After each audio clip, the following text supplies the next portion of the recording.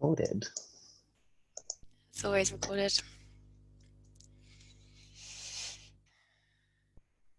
Where is the panel? I can't see anything. Hello everyone that's just joined. We'll kick off in a couple of minutes, but we're just going to wait for everyone to pile in.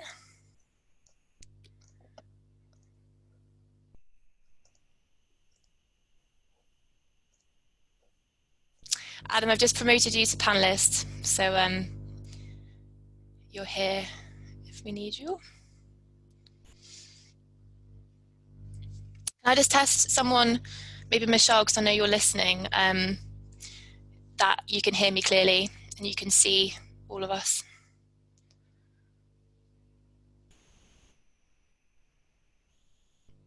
Fabulous, great. Thank you guys.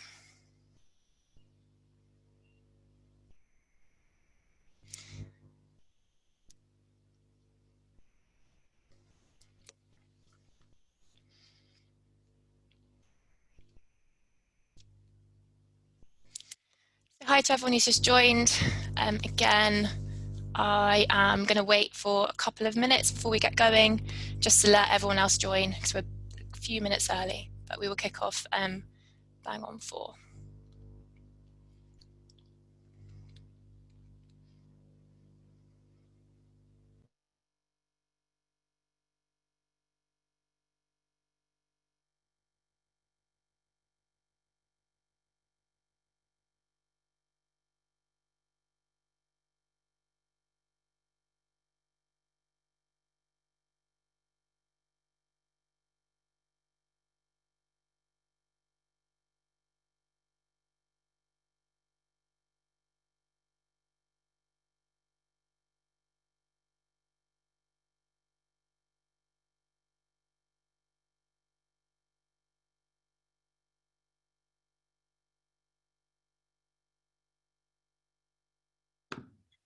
Howdy. Hello, how are you? Good.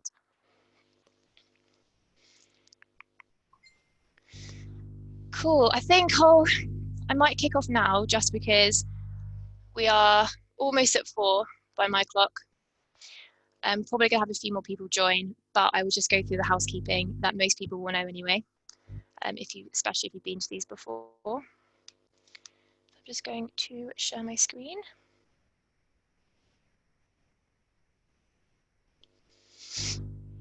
Cool, can you guys see this? Fabulous. Awesome. Fab, so hi everyone. Thank you so much for joining. Just going to make sure this is okay. There we go. Yeah, thank you so much for joining. My name is Sophie Allen. I'm one of the marketing officers here at OpenAthens. And yeah, thank you so much for joining episode 6 of 101. I know we've had a bit of a break, but it's great to see as many of you as we have back today. So I'm going to be joined today by Blake, and it's a bit of a role reversal today. So Blake is going to be kind of facilitating for us and looking at all your questions and answering the chat box for me, as well as helping answer any questions that you might have. And we've got Adam Snook on the call as well, who is our technical consultant, who is again here for A, moral support, and B, questions as well, to answer any kind of more technical questions that we might get. So a bit of housekeeping. First and foremost, we are recording. So if you miss anything, this is going to be available afterwards.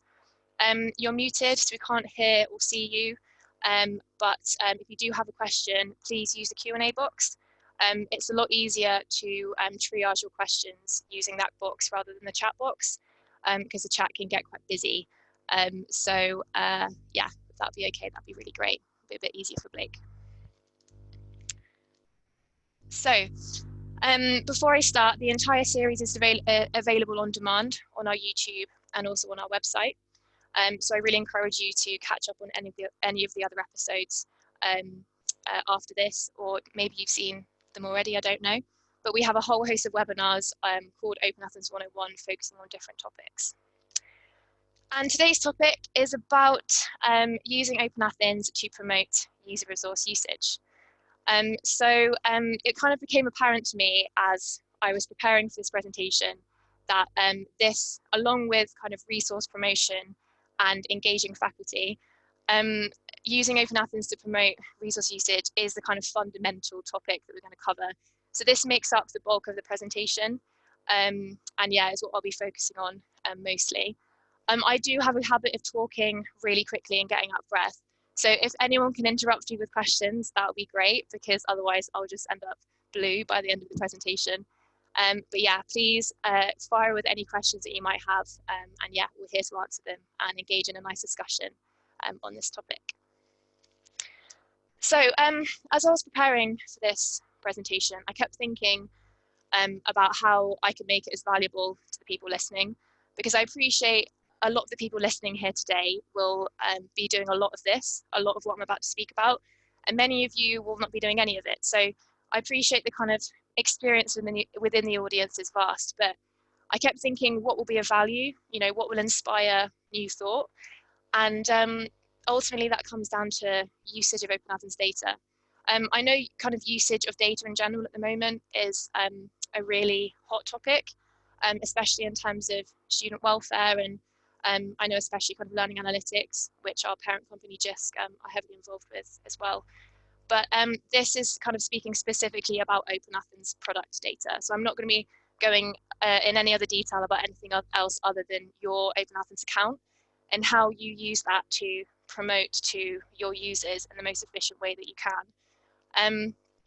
So to summarize, as I have a tendency to ramble, we're going to be hopefully inspiring how to use product data to make evidence-based decisions on how you promote your users. So a bit of a mouthful there, but ultimately how we use the data to the best of our ability. So promoting to users is the end point. And I appreciate kind of speaking to librarians and speaking to members of staff with librarian experience preparing for this presentation. A lot of you have done a huge amount of training and have a huge amount of knowledge and understanding on kind of actual physical promotional campaign materials, and have your own best practices on how you create them and what you do. And so I didn't want to tell you something you already know or tell you something that we've already said. So we're going to be focusing more on the kind of the white arrow that you see here, which is all the steps leading up to user promotion and how you do that, how we hope or we think is the best way to do it using your OpenAthens data. So we're going to start off with about knowing your users. Then we're going to be going into choosing your promotional aim and creating your hypothesis that your promotional campaign will hopefully help.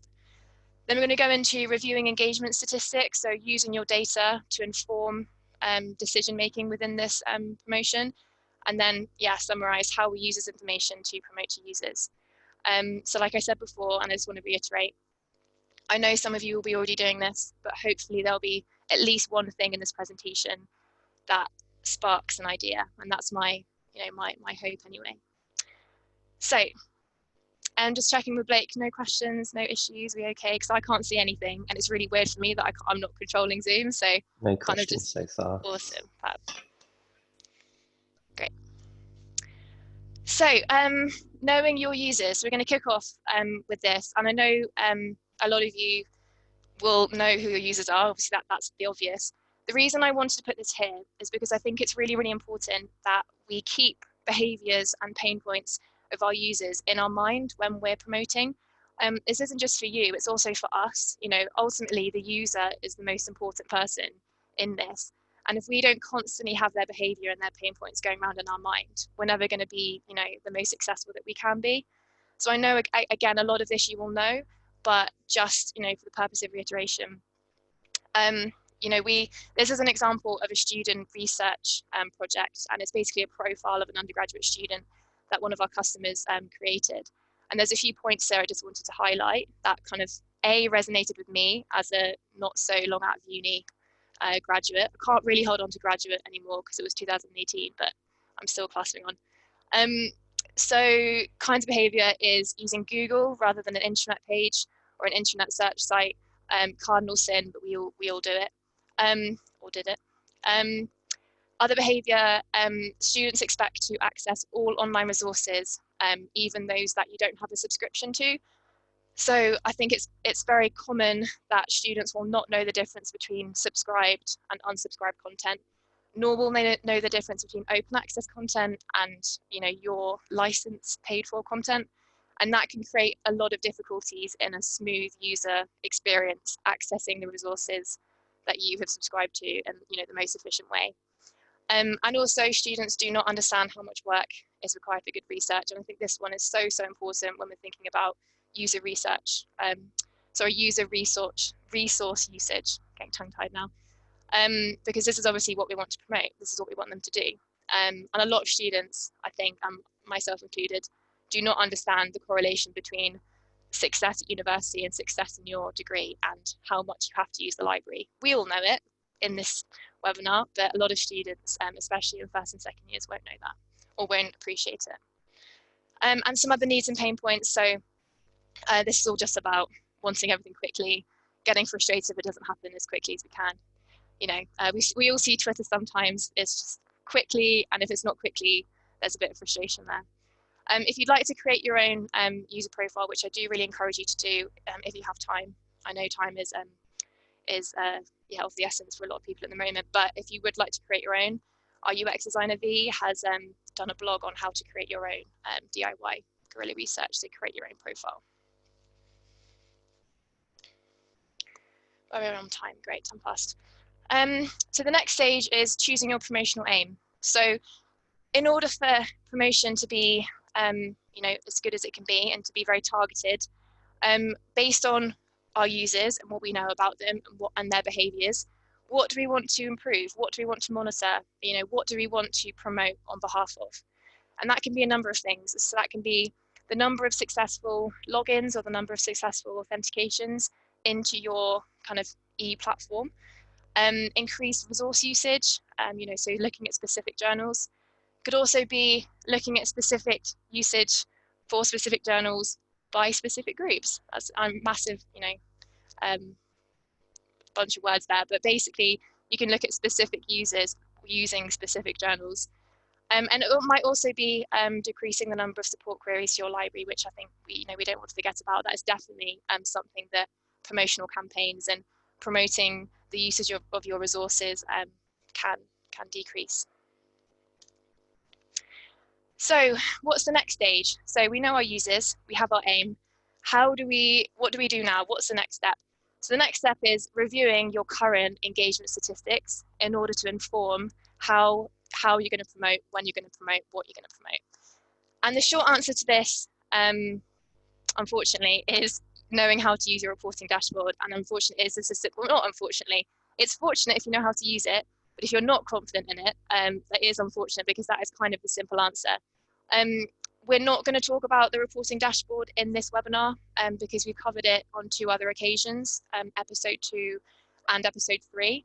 And we also have a really kind of large number of resources to help you if you're underconfident using the reporting tool.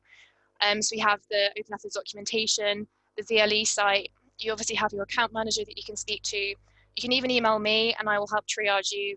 There's loads and loads of ways that we can help you, and we're here to help you to enable you to use this dashboard. I know it's always a really tricky topic because some people are using it really well and are really confident, and some people are still learning and still getting used to it.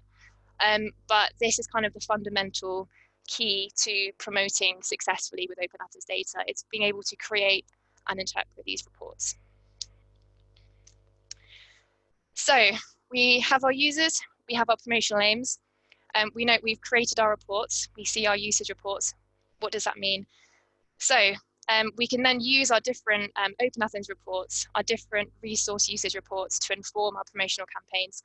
Because ultimately, these reports and what these reports tell us can inform the who, the what, the when, and the why for your different promotional campaigns. And for these campaigns specifically to encourage user usage of resources and logging in via OpenAthens to your e-platform. I wanted to point out another few kind of really important things that I wanted to reiterate.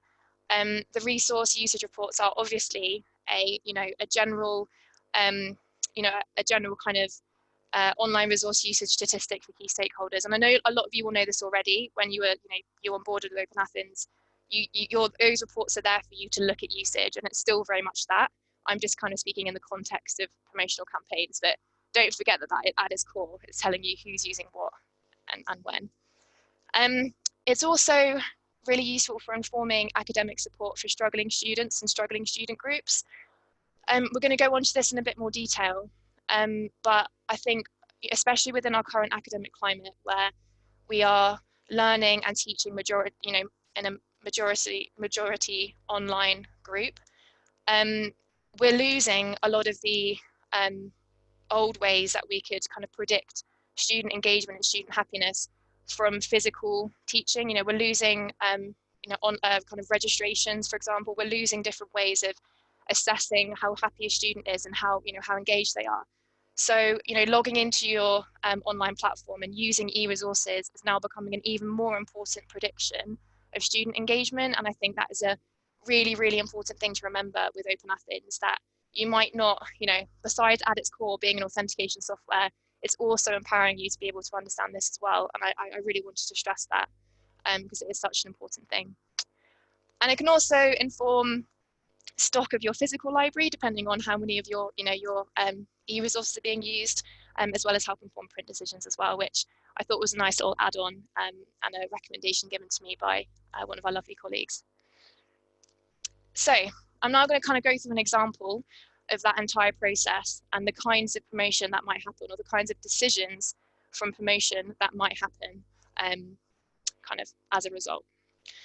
So the example is after your user research, your second year nurse students are lacking confidence researching online. Your weekly resource usage reports confirm this for the student groups, are able to prove that, looking at the reports as they are now. And you want to promote better research skills and the importance of these skills to better their student experience. Now, how does the reports allow you to do that? So the solution is marking the appropriate attributes as reportable. So in this instance, it's going to be the year group and the subject. And you basically want to break down this. You look at these reports and use this information to inform your promotional strategy. So this is going to tell you what the usage is, when they're using it, and what specifically they are looking at and what they are logging into. You can then set up automatic reports to see if your campaigns are successful month on month. So I think it's really important to remember, even though the reports can inform your promotional strategy beforehand, they can also tell you how successful the promotional strategy has been, because you can make the granularity so specific that you can actually see on the day that you sent something out, or on the day that you launched an educational campaign for scientific journals, for example, you can actually see how that affected engagement in your target audience. I think that's, again, is a key thing to remember. So when I say use this information to inform strategy, what do I mean? So I'm going to kind of snowball through a few examples. This is just kind of thinking out loud, the kind of thoughts that might come from a few of the insights that you'll gather from the reports that you've made. So the reports might tell you that there is a differing usage of key medical journals. So you have a few journals that you subscribe to that you think my nursing students or nurses should definitely be accessing.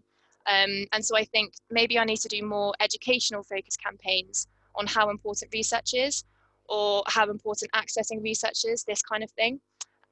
Maybe I also want to use my reports to prove the value of accessing online resources by comparing engagement to grades. Now, this is possible because you can combine your reporting data with other academic data showing grades and student success. You can show a correlation between the two, and there's no better proof of online using research than that kind of data. So maybe those are the few thoughts that you might get from seeing this. You might see a spike in usage on specific days. And what does that mean? Does that mean that my students are logging in on Monday mornings consistently and then not the rest of the week? So do I always need to target my promotional campaigns on Monday? Is that the best time to engage with them? Maybe it's a Friday afternoon, probably not, but you never know. Also, did this coincide with any other campaigns I've been doing? Has this coincided with a reading list going out, or has this coincided with another huge push in accessing resources that I compiled? What's going on? What's the reason for that spike? And obviously those are the kind of thoughts you can gather from that insight. The next is my reading list resources have poor usage stats. So this is a difficult one because there could be so many reasons that you're not seeing the expected access of resources from reading lists. One of the potential thoughts could be maybe I need to make sure I have a dedicated web page hosting this reading list. Maybe the way the reading list was communicated or given by that specific faculty member wasn't received appropriately. Again, I'm not saying that you guys aren't doing this. I know most of you are, if not all of you, but it's just an example of the kind of thinking that might come from these kind of reporting insights. Maybe sending out reminders within the admin area from the actual, the OpenAthens administrator would be useful. Maybe you can use that to communicate reading lists or encourage resource usage and how to authenticate properly. Or maybe this is an indication that if reading lists are being communicated in lectures, the students just aren't attending them. I don't know enough about how attendance is being recorded in an online teaching environment, but this could be a really good indicator of lecture attendance and student feeling if the reading lists just aren't being accessed as they should be. And I can see here, for example, I looked at my third year nurses as well as my second year nurses, and that showed similar usage behaviour. So I actually saw the same patterns in different student groups. This tells me that whatever I'm doing to help my second years, I also need to help my third years as well. So again, the kind of thoughts that you might get and the kind of decisions and the kind of reasoning behind your promotional campaign that you'd find from the data. I think I saw a question pop up, Blake. Yeah. We did. There are two, and I think they'd be better answered by Adam and myself. So the first one is it because they're technical? Is that why? Somewhat. So the first one is poor usage of reading lists. Could this be improved through deep linking and waveless URLs? The answer is yes, but I'll let Adam talk about it. And the second. Yeah, I mean, it's not the be all and end all. It's not a silver bullet by any stretch of the imagination, but absolutely. I think you could assume that by making sure that the reading list, link resolvers, discovery services, whatever it might be, that however you're providing or promoting a piece of content to your users, if it uses a waveless link or a deep link, so basically something that goes to the article, journal, database, blah, blah, blah, but specifically for your organization, aka a seamless link to that content, makes for a better user experience. Therefore, you would assume you'd get a better uptake. There's nothing worse than you have something promoted to you, you think, oh, that seems brilliant. I'll click a link. And then you're taken to what am I trying to say? Journal, for example. And then you're not logged in, you haven't seamlessly accessed it, and then you've got to figure out how to sign in, because of course that's different on different publisher websites, and then search for your org, etc. So creating that seamless link will make for increased uptake, I would have said. Yeah. Cool, thank you, Adam. And the second question was, what if there is a spike in usage and it doesn't coincide with any of our activities? And I guess there's a range of answers for that. But from experience, I know that there have been instances where an account was shared with somebody from outside of the institution and they were excessively using it. There was another instance where the authentication was stuck in a loop, and there was another instance where the page just kept refreshing. So it could be a combination of things, but if you ever do see a spike in usage, come to us and we will investigate with you as to what the cause of the issue was. Yeah, because the promotion might not be increased usage, it might be appropriate usage. For example, if that was that was the case, if that happened to your institution. Awesome. Any other questions, or should we that's it for now. Cool. I've caught my breath, so I'll carry on. Awesome. So yeah, informing promotional strategy examples, fab. So we have another example here, and this is touching on what I mentioned previously about looking at specific students and kind of digging a little bit deeper into who exactly is using what resources or how often they're using their resources. So example is here, you have some key stakeholders that are worried about the performance of specific students based on other supporting academic data. You look at their individual resource usage or number of total authentications, for example, and see it as low. And I've put a big question mark with privacy at the top corner because I do want to reiterate before we get into this, reporting on individual users is an opt-in option. I appreciate that every institution will have their own guidelines and interpretation of, what kind of data can be shared and that their own rules around data protection. And this is obviously a conversation you'll have to have with your data compliance officers or within your team or, with whatever stakeholders are involved in this. But I do want to reiterate it is not a given. So anyone who's panicking now that they have loads of data stored, you don't. This is only possible if you make it possible, if you opt in and make individual user attributes reportable within your schema editor. So solution for this kind of problem or this kind of event would be marking specific attributes as reportable. And this would be attributes that represent the individual user. So it could be email address, or it could even be student ID number, which carries a bit more anonymity. I don't know how to pronounce that word properly, but you know what I mean. So you want to have an attribute based on the single user reportable. You can then generate reports on resource usage and authentication, number of authentications or successful logins by the student or this group of students, and combine that with other academic data, because then obviously that's going to create a holistic data set, a holistic view of how those students are feeling, especially in terms of their online engagement. And it might help create a predictive picture of what's happening. And obviously I've mentioned that previously on the other slide, but that is a really powerful tool of this kind of promotional strategy. And obviously this isn't necessarily going to be solved by a promotional campaign or by helping your users access resources.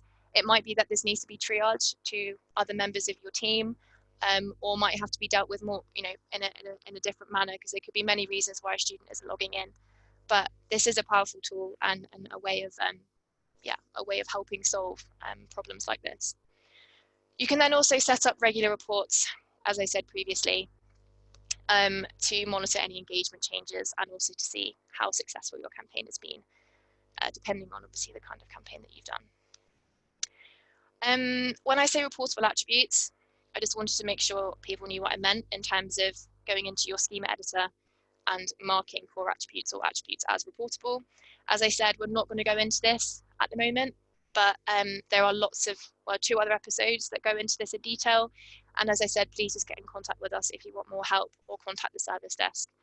We're more than happy to help you do this, because it was obviously such a fundamental component of not just this process, but of the product itself. So that was the last example was a bit somber, so I wanted to end this segment on a really nice, happy example from Georgia State University, who are part of Galileo in the US. So hello, US listeners. Disclaimer, this article does not reference OpenAthens, so this is not related to OpenAthens. This is just a really nice example of how a university identified more than 8,000 students who were either not logging on or weren't performing as expected. And they were then able to problem solve what that was, whether that's through usage, campaigns, or helping students with their resource access, or whether it went deeper depending on the situation of the student. But it's just a really nice example, and if anyone wants to read it, I recommend it, because it is a lovely read in current times. I've just seen another question. I do get notifications, so I'm not reading it, but stop me if you need to, Blake. Well, sure. So the question is, what are the best channels for promoting resources, e.g. Twitter, posters, faculty, staff? Yeah, so we are about to go into that. So I'm hopefully going to answer your question in a minute. But yeah, we will go into that. yeah, we'll go into that. And just before you continue, there is another one. So this is from Bonnie. What is the best way to troubleshoot with remote students who have login issues? Yeah, that is a really good question. I think it's dependent on obviously what you're looking to investigate. If it's logging in issues, if it's students who aren't able to authenticate successfully, that obviously kind of highlights a couple of things. It might be that they are incorrectly trying to access it. They might have actual physical kind of login issues, or it might also be that they it could also be that they are disconnected. And unfortunately, there isn't like an easy way of saying that. OpenAthens tells you if an authentication is unsuccessful, or tells you if a student how much a student has engaged, but it doesn't tell you why. So that kind of is a bit more of an interpretive kind of situation here. Blake, I wonder if you have anything to add to that. So Adam just raised a finger. Okay, sorry. With anything around troubleshooting, the first step, I would say, is clearly not the best way to troubleshoot, but it's definitely key, replicate the issue. So if someone says something isn't working, unfortunately, that's not really good enough. So ask why, what error message, how are they getting that error? First thing to do is create a test account or log in if you've already got an account and try and replicate the issue. Most of the time, by going through that process, the answer will be apparent. Not all the time, clearly, but often it's, you're accessing that, we don't subscribe to it. Or that's not our login page, you need to go here, kind of thing. It's just two little examples. But yeah, replicate the issue and then see what you can do. If you can't do it yourself, that's what we're here for. So just speak to our support team or account manager, and we'll be able to help.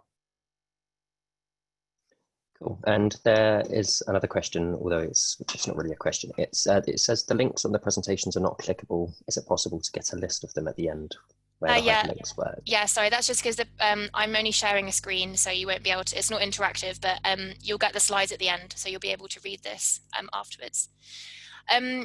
I also know that our e-resources manager Emma is on the webinar, and Emma in her previous life works as a librarian. Emma, if you have any insight in terms of the more kind of if you have a really good answer for that, because I'd be really interested to hear your view on that. If you want to type something in the chat, if you have anything else to add, and we can revisit it as we go along. Kind of more in terms of if it's an actual kind of tangible issue, then that's fine. But if it's something that's more related to the student, if you've had any experience in that, I don't know. Sorry to put you on the spot, but I do know you're listening. Cool. So I will continue because we are past. Great. So now we're going on to actual examples of promotion. As I said at the beginning, I didn't want to focus on this because it's my understanding a lot of you will have had training and understanding on this, previously, and you will already be doing this. It's more how you do it, as I said, is what we want to focus on.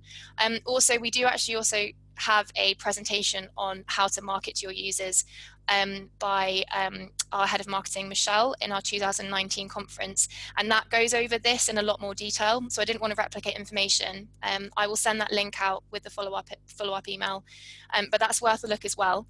But I just wanted to kind of look at these, as a few examples. So the first example is a how-to guide. So we have a really nice example of this from De Montfort University, who've created a user how-to guide on what the OpenAthens account means and how to use it appropriately. I appreciate a how-to guide will depend on if you're a local directory integrated, so you're using OpenAthens integrated into your your university email address, or you're using it using OpenAthens accounts. I appreciate that will differ, but I think these kind of how-to guides are really great examples of things that you can give to your students, whether they need more support or whether they're new to your institution. I'm sure many of you do this, but I wanted to highlight this anyway for those who might not be. I think we get a question quite a lot asking us why we don't have templates or our own how-to guides to give to users. And the answer to that is that we have so much variation in how OpenAthens is used by our different organizations. It just wouldn't be time efficient to us to create a user guide, because it would be wrong for the next person who's going to use it, if that makes sense. But I don't want you guys to start from scratch, and I think obviously sharing best practice is really important. So yeah, we have there's some really great how-to guides out there on that you could use to inspire your own. I wanted to highlight this library website page from Monash University. You have a really nice question section answering FAQs about why they changed to OpenAthens, what that means for you, if there is any difference, and basically setting their users' mind at ease. Again, I know it depends how you've implemented the software, but I still thought that was a really nice example. And we also have a customizable PDF available on our website. So you can download this and edit the blue, where you see the blue sections. You can edit it yourself to include your own information and your own kind of login information. And that will help you promote to your users in a good way. So I'm just seeing the chat box flashing because I'm just checking. I can't see it. Blake, can you translate that for me? Sorry, because I can't see it. Yeah, sure. So it's a response from Emma, and it says, "Hi all, for troubleshooting, I found a lot of issues can be solved by checking what the student or staff member's setup is at home.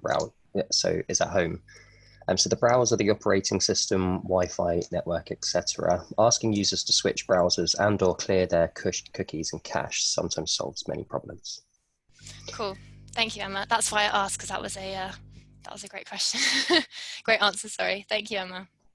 Sorry again for putting you on the spot. But yeah, so moving on. We also have a really nice example here from the NHS. So if you are a hospital librarian listening, this is a really nice example of how an NHS website has detailed what OpenAthens accounts are and how to register for accounts. So it's not just hospitals, but any account that requires the user to register. This is a really, really nice example. Also, we have our own email and digital promotion ideas on our onboarding guide. So I know onboarding makes you think new customer, and you would be right in thinking that, but it is also for existing customers. I'm sure you will find value in this. There are lots of things in there that detail communicating with your users and possible texts for email campaigns. So this is also available to you. And yeah, I thought it really worth a look. And to reiterate, all of this will be sent to you afterwards, so don't worry about kind of writing everything down. You'll get everything in URL form, so you can look at it real time. I just wanted to ask everyone before we move on, because we're slowly running out of time, if you have any promotional examples or ways that you've used the reporting tool, or ideas of or anything you'd like to share and are happy for me to share with the rest of the OpenAthens customer community, please pop in the chat box or email me, because I really think it's important to share best practice. And if one university or one hospital or one any organization has done something that's really worked for them, I would really love it to be able to share with everyone, so we can all gain inspiration from each other. Yeah, please, if you're happy for me to share, either email me or pop in the chat, and I can read them afterwards and send to everyone. So kind of going into the final stages here, so we're going to quickly touch on promoting resources and I say resource usage, we've already gone into that, but how to promote your resources. This of course goes hand in hand with what I've just said in terms of using the reports and thinking about how that might change your promotional strategy. But I just wanted to quickly show a few examples of what we think is best practice for promoting your resources. So the first example is Hootsuite. Well, not Hootsuite. The first example is is tweets. So you can see here some accounts have showed specific resources that they want to promote. But I wanted to bring your attention to Hootsuite if you don't already know it, because Hootsuite, you can schedule a large amount of tweets in one go at one time. And so you can set kind of some non-specific tweets to go out whenever you want them to, and it saves you a lot of time because you only have to do it once. We use it here at OpenAthens, and that's a really, really good way of maintaining a social media presence without actually having to continually tweet. So obviously Twitter, and it's a really great example. Some nice tweets here. Also, if you mention us or tag us, we can like and share and increase the coverage of your tweets. I also here have want to touch on MyAthens. So some of you will know what MyAthens is and be using it. Some of you won't know what it is, and I have never used it before. But MyAthens is a user portal that we have that allows users to sign in and find a list of allocated and also saved resources that are applicable for their organization. And we're actually going through a rebuilding process at the moment that's going to be finished, planning on being finished towards the end of the year. That is kind of going to update the MyAthens platform, focusing on user experience and accessibility. So as I said, this is coming later in the year, but this is, in our opinion, it's designed for appropriate resource usage for your students, and no better to promote appropriate resource usage than MyAthens. We're still after feedback and testers and any help we can get from our customers who are using it. So please email feedback@openathens.net if you would like to offer your services to help kind of develop the product and provide feedback on the development process. If not, look out for a webinar later in the year when we'll be focusing 45 minutes just talking about MyAthens and what it is, what's changing, and what's staying the same. So it's a really exciting update coming, but MyAthens is key. So engaging faculty. So this is the last couple of slides. I've just seen a question come through, Blake, actually. So if it's appropriate, I will stop. If not, I will move on. So the question is from Mr. Field, and it says, will we migrate automatically or need to relink to the site? Now, I'm not involved in the development process, so I will delegate that question to Adam.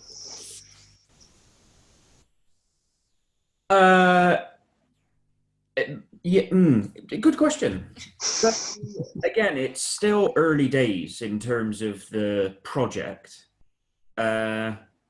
You know what they say about assumptions, but the way we typically deal with product improvements is it will be surfaced on the same URL. So what is that? my.openathens.net. But as we get through the project, because this has happened with a couple of things, namely reporting. So before it was built into the admin area, admin.openathens.net, that is now on a different site. So as we go through the project, seeing how it feels, like whether there would be migration exercises for content that's in MyAthens, it may be a new product with a new URL. But all of that, before we launch anything, we will obviously communicate the correct answer to that question. We won't just make it live and then you lose everything and then you have to create it in a new product. If that happens, that there will be a load of comms, a load of notifications, or advanced warning is a better description, and then we can do any migration if it needs. Yeah, I reiterate what Adam said. We will make sure you're aware of every step of the way in terms of the update. So as I said, the last stage is, before we finish, is suggestions for engaging faculty and staff members. So it follows a similar suit of using the data, but there are a few kind of little curveballs in here that I'd like to mention. So firstly is promotion of the link generator to your faculty and your faculty admins. Hopefully all of us know now what the link generator does. And we now have a link generator tool that can be used by people who are not the OpenAthens administrator. So you can actually create your own links that, using this URL and not have to go through the admin portal. And I think we on this webinar know how important redirectors are, as Adam has said earlier in this presentation. But I think communicating this to your colleagues is the harder bit. So I came up with, we were thinking about how we might be able to help this, because kind of traditional kind of staff emails and this kind of thing is really useful. But I thought that one way you could engage faculty is get them involved in the automatic reports. If you're generating resource usage for student groups that are under their wing, that they're lecturing to or that they're mentoring, if you can involve them in looking at reports and looking at resource usage from that specific student group, that is definitely going to encourage them to continue using the redirector. Not that the two are, simply linked, but if a student is using a redirector link, you can be assured that they're having the best possible experience to the exact resource they need, and they're not accessing it in the wrong way. So those reports will show, accurate usage depending on a reading list or a resource that they are, particularly asking their students to use, and it gets them clued up on that kind of thing. So that might be a really nice idea to encourage faculty usage of OpenAthens. Also, I think it's really important you could communicate to your faculty about how you might respond to them trying to access resources. So depending on your preferences within your administration site, you can actually see access attempts to unsubscribe resources. So that might paint a picture over time about resources that you might need to subscribe to. This is a really nice suggestion from Emma. So if I ruin this description, then Emma might be able to help me. But if kind of reading lists are given late by specific faculty members or lecturers, you're able, through unsuccessful authentications or unsuccessful resource access, to unsubscribe resources, you might be able to predict what subscriptions are missing before students can't actually access the reading list content. So it allows you to get a little bit ahead of the game before there might be a scramble for specific resource access via reading lists. So there was another question, and it was in relation to the question before about the redirector link generator. It says, where would we find the link? So I've just popped it in the chat box, and I'm also going to put the a link to the documentation page in there as well. Fabulous, thank you. So I've actually just seen a question, sorry, because I was on the chat box. I don't know why I'm apologising to you, Blake, but I feel like I'm stealing your job. This is one for Adam. We'll have to answer it quickly because we're almost out of time. Are there any future plans to allow admins to be able to configure a custom error message or two? So I myself can't really answer that. Ultimately, that will be the decision for the product manager for OpenAthens. We have enhancement requests for that. So there's various pages within OpenAthens that are basically on our login point. So anything that's login.openathens.net, there's the login page, the custom login page, like a redirector kind of error message page, various things where people would like to customize them. You're asking the question, so we don't currently have the ability to customize them, but there is an enhancement request for it. The work to build that function is not scheduled thus far. I know that doesn't really answer your question, but it's an answer. Fab. So that was it. We've run out of time, but I do want to give anyone else the chance to ask any questions that they might have. And maybe I'll kind of finish off the slides, and if any other questions come in, we can address them at the end. So I would like to plug Access Lab 2021 because our call for speakers is now out. Our theme for Access Lab this year is Thriving in the Unusual, Creativity, Agility, Pace. And we're looking for submissions before the 9th of October. I've jotted down the topics that we'd like our submissions to fall under and underlined one that is particularly relevant to the presentation that I've just delivered. So I would love to hear your thoughts. I will link all the appropriate information during the follow-up email. So don't worry about jotting any of this down. It will all be sent to you. We also now offer certificate of attendance for these webinars, because I appreciate a lot of you are using them as development opportunities. If you'd like one, as here, Lauren Harding, who is the other marketing officer, has got one for attending a webinar, as you can see on the screen. If you'd like your own certificate of attendance, please just email me or the contact at openathens.net, and I can arrange this to be given to you. It's not accredited, it's just something that we've made, but if you'd like proof of attendance, then this is your gig. So yeah, unless we have any other questions, thank you so much for listening. I hope you're not as tired as I am after talking that quickly for 45 minutes. I hope you've all learned something. I hope you found it at least a little bit useful. And please share your best practice with me, because I'd love to hear it. And Blake's off mute, so I think there's a question. There is another question, yeah. I was just gonna. So we've been asked to remind them, how would they access previous webinars? So that all our webinars are hosted on our YouTube and on our website. I will make sure all of this is sent to you in the follow-up email. If not, could someone who is listening please post to the chat box, who's listening, one of my colleagues, the YouTube channel or the website page for me, please, because then whoever has asked that question can access that straight away. Yeah, and if that is thank you, Blake, just saw the YouTube. Yeah, so if that is everything, thank you so much for listening. Thank you for all the nice comments that are coming in.